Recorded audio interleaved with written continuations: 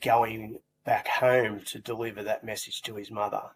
I don't want people to know how it feels, because you never get over that.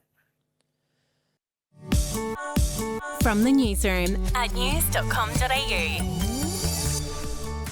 Well, it's the one job that every police officer dreads, having to knock on a stranger's door to tell them that one of their loved ones has died. One man who knows that moment all too well is Mark Meredith. He spent 38 years on the force in his hometown of Dubbo in New South Wales. He joins me now. G'day, Mark. Thanks for having me. No, thank you for coming on. I imagine this would be one of the hardest conversations to have with someone. What is it like to have to deliver a death message? It's probably one of the hardest things you would have to do as a police officer, no doubt. No doubt. It's so difficult for police because, yes, it's our job, but it's a double-edged sword in a way, because the emotions that go along with that responsibility is twofold. It's the family that you're going to speak to, those victims, if you like, and it's the police officer as well, because he's got a job to do, and we've got to elicit information because we act on behalf of the coroner. Which is sort of important to explain, I guess. So we have a task to do, but then you've got to deal with the emotional aspect and grief. How do you deal with grief? You can't be a robot. Maybe some people think they can, but that's not true. That's not true. In TV shows, when we see death messages, officers tend to rock up in pairs. Is that common? And if so, why is that the case? Absolutely. You wouldn't want to do it on your own, because there's a lot to do. So we've got to elicit information on behalf of the coroner, because there's a coronial process that takes place. And we, as police officers, we've got to relay that information from the deceased and from the next of kin. And we've got to provide that information and the circumstances of the death, or unnatural death as it is, to the coroner. So a coroner can essentially make a determination. So the two police officers, you need one or both work in sync to elicit that information in the most caring way, and then your support for the family and the loved ones that are there. So people act in all different ways. People show their emotions in all different ways, and some just break down. They don't understand what's going on. They don't understand the process. They're not believing that they've just lost someone dear to them, which is so hard. So it might be the other police officer's job to grab a relative or someone that may be there in support for family, or ask, is there anyone that we can call, that we can get the vital information that we required, whereas the other police officer may be dealing with the really, with the person that's struggling grief. Put the jug on, have a cup of tea, sit down, cry, give them a hug.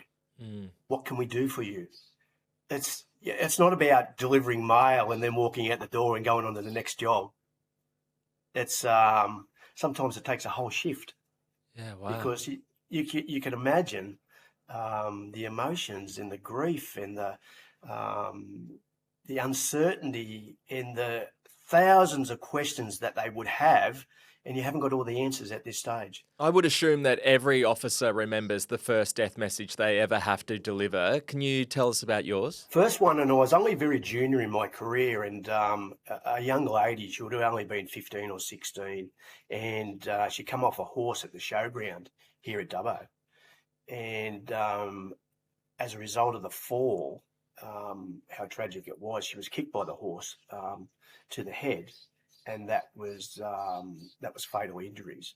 So to see a young girl that had her life in front of her doing something that she loved, to try and deliver that message to her parents, oh my God, you can't imagine it. I can't imagine it at all. I mean, the first time you ever had to deliver a message like that, did it mess you up a little bit, or were you able to kind of go, that's the job, and put it behind you and move on? I think we get on with it because that's our training as police officers, first responders, I guess. But it stays with you. You never forget it, and it doesn't go away.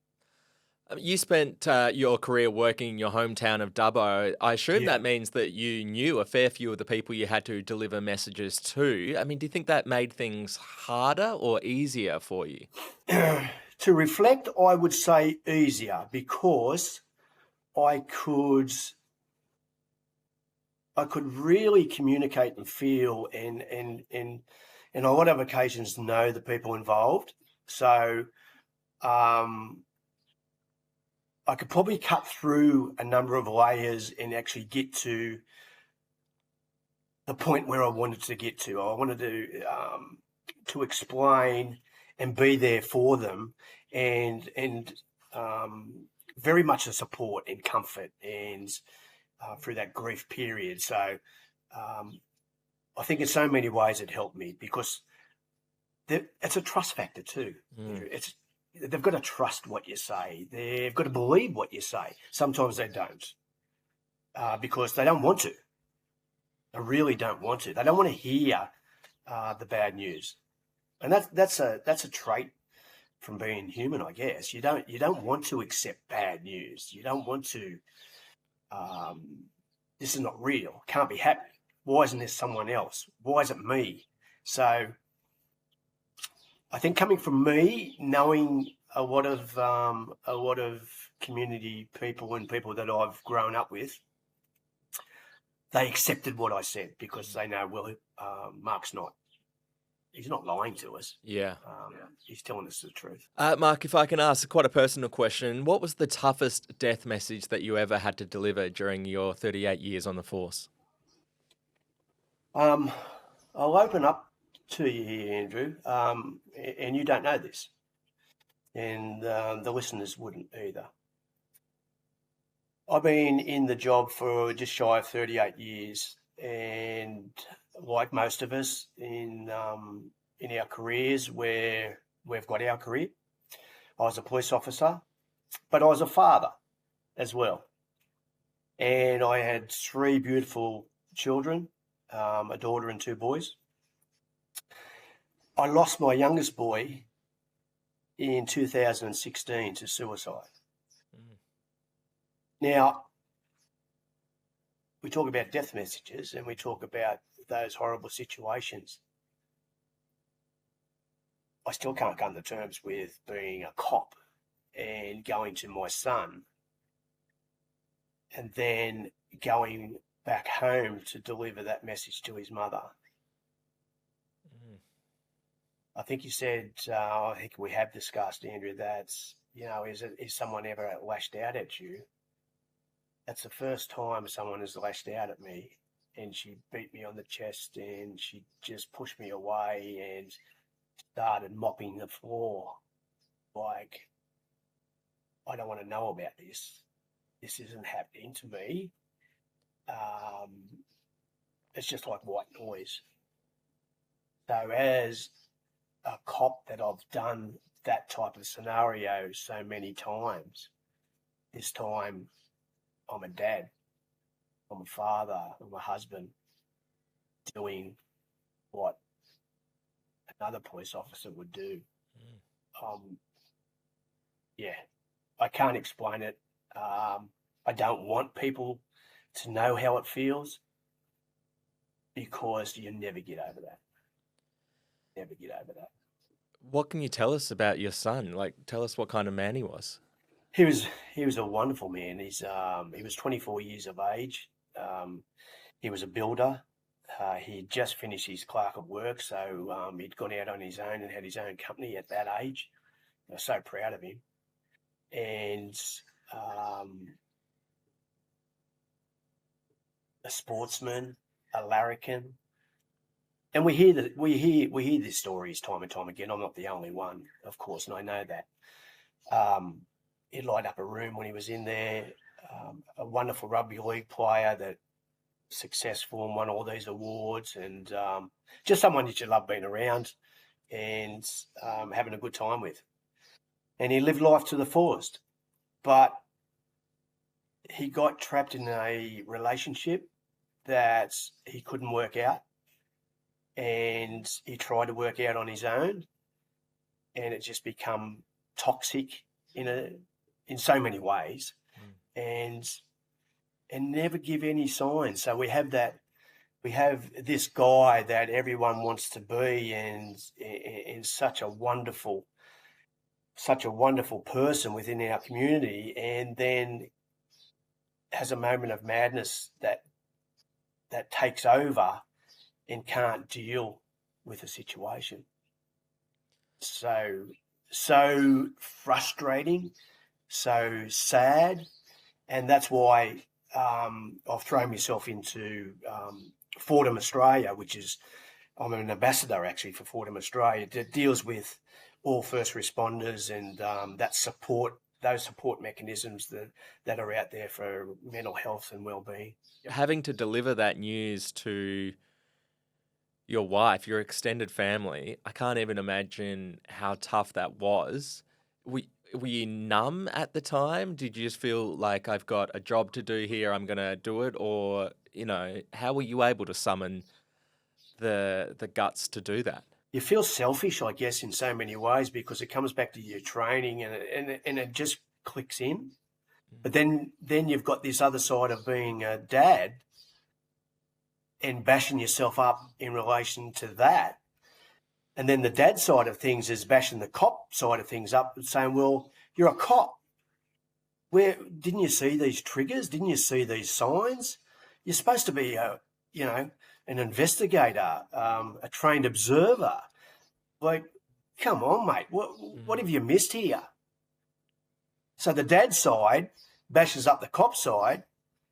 The cop side sort of goes into this training robotic mode where he knows he's got a job to do and tell loved ones, his mother, his brother, his sister, that they've just lost a loved one, like bizarre how it all falls into place, I guess, Andrew. But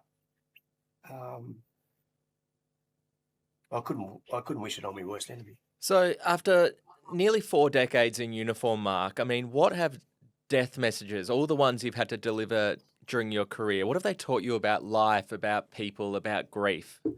I've learnt life short. Live life to the fullest.